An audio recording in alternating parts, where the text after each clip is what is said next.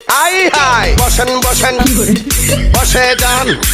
কি ভাবতেছেন ডিজে হচ্ছে? না রে ভাই, বাইরে সিংহ মুখ দিয়ে খরগোশের বাই করার চেষ্টা করতেছে। সুটিয়ে লাল করে দেবো, নোংরামি বার করে দেবো। খরগোশ এসে লিফটে উঠে বাটন চেপে দেয়। এই খরগোশটা গিয়ে একবারে সিংহর গালের ভিতর ওঠে।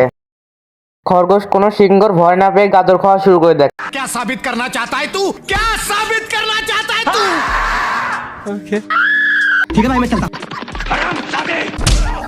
তুই কি আমারে ফুটপাতের মাস্তান ভাবছ?